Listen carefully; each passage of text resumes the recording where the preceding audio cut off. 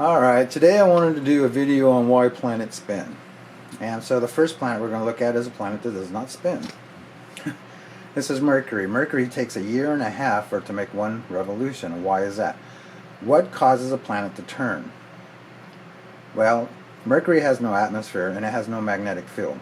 But it is being hit by a plasma current from the Sun. All plasma currents from the Sun hit in the polar region.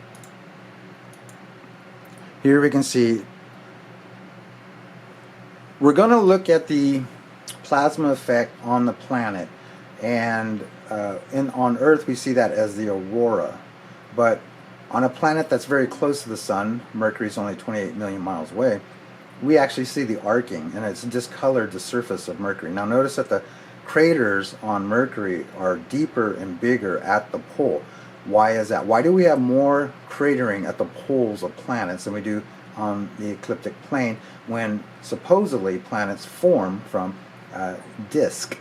And that's what NASA says, is all planets form from this disk, and so most of the matter would be in the equator or in the equatorial region, and that's where you would have the most impacts if that's where you have the most matter. But that is not the case. Craters are plasma or electrical discharges on planets. The main current from the Sun that hits the planet hits at the poles. This is where you have the most arcing and the most craters and the deepest craters. Because Mercury does not have a magnetic field, the magnetic vortex or the plasma current that is hitting Mercury has little effect on the planet.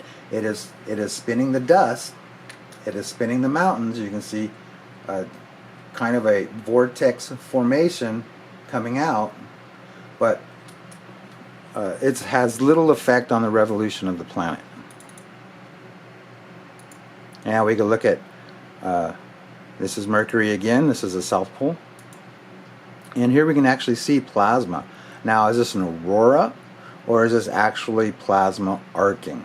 But they're basically the same thing. And here we have the deepest craters, we have the most craters. And again, if the planet is formed from a disk, most of the cratering would be on the equator, and we don't see that. We see the worst cratering on planets at the poles.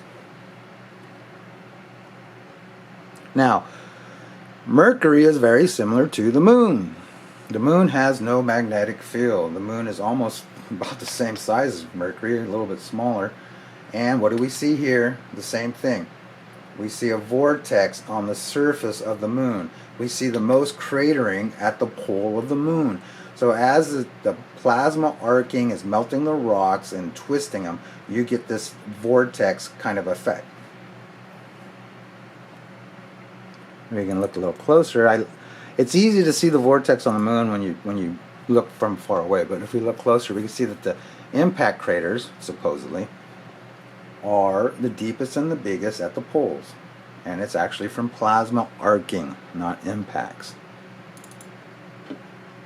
And again, the plasma effect of the Moon, the plasma magnetic electrical vortex has little effect on the Moon because the Moon has no magnetic field. It has no magnetosphere. Here's the North Pole of the Moon. Same thing. The most cratering on the Moon is at the poles, where you have the most plasma arcing.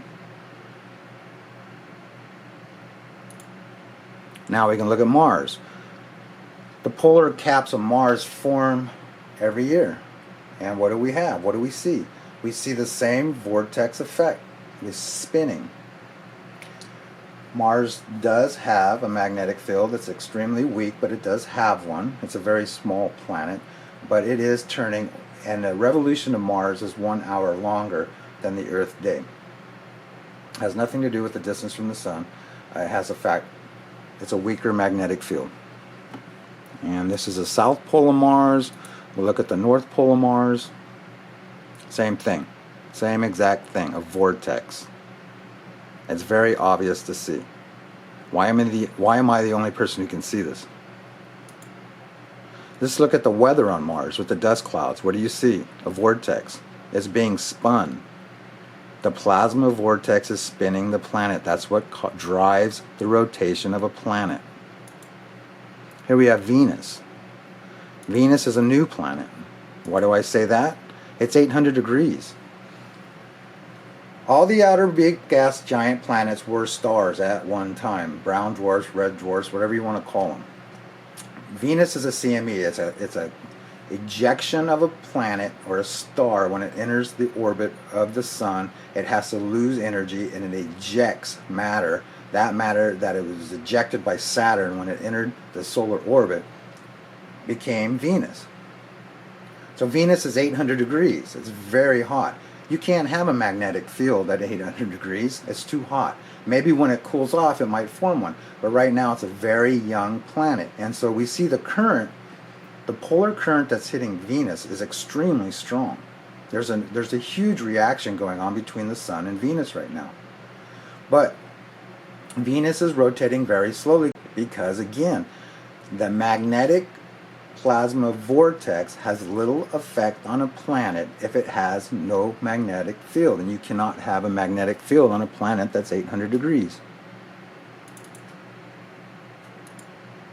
Here's the South Pole vortex of Venus. You can see by the depth of the clouds how strong the vortex really is. And there's not only one, but there's two. So the Birkeland currents that are hitting Venus are still in their primordial state. They're still split. As the planet ages, those currents will form into one rotationary field. But because Venus doesn't have a magnetic field, is probably why these have not combined yet. And here we go again. The rotational period of Venus is 243 Earth days. It's not even spinning in the right direction yet. So at one point in time, Venus may stop and then start turning the other direction, in the same direction all the other planets are going, because that's the direction that the vortex that's hitting the planet is going. And that's another reason why those storms can be so intense, is because the planet's traveling one direction while the vortex is traveling the complete opposite direction. Here we have Jupiter, Jupiter's North Pole. We see the same exact thing. As a snow in Mars, here we have a vortex in Jupiter's pole. Jupiter's the largest planet, so it has the largest effect. So it's rotating a little over 9 hours, but it's not the planet that's rotating. Jupiter was a star. The surface of Jupiter that we're looking at, the gas clouds of Jupiter, are what's left over from a star that has dimmed out or died out. And so the surface of Jupiter we've never seen. All we see are these clouds that were the coronosphere, or the heliosphere of this star. Or on a red giant or a red dwarf, the star is enveloped in a huge cloud of matter. And that's what we see on these planets. We see that they're basically gas giants, is what they call them. We can look at the South Pole of Jupiter, same thing. Now again, similar to Venus, we see all these other vortexes. Well, this is the basis of Birkeland currents. This is how they form. Now we have bands of plasma that are traveling opposite directions, and because of that, we are creating these swirls, and these swirls are other vortices formed through currents, magnetic plasma currents. It's all electrical, and it's the main current in the center that's driving the planet and turning it. Well, it's not really turning. In Jupiter, because we're looking at the atmosphere, it drives the atmosphere faster than it would drive a planet. And because Jupiter has a huge magnetic field, it has a huge effect. And we look at Saturn. On Saturn, we can actually see the bands traveling in different directions. Now, the main effect on Saturn is that main plasma hitting in the center, where you have that main vortex. The other bands that are traveling opposite directions aren't as strong. Saturn's a little bit smaller than Jupiter, so its period of rotation is a little bit smaller. Again, we're looking at the clouds rotating, not the planet, and we see the revolution in Saturn is about 10 hours for a day. We'll look at Saturn's North Pole. Exact same thing. This is what's driving the planet. Here's Titan. So Titan has the same effect. We have a polar vortex hitting the south pole of Titan, and this is what's making Titan turn. It's causing the revolution of Titan. This current is not coming from the sun. This current is actually coming from Saturn.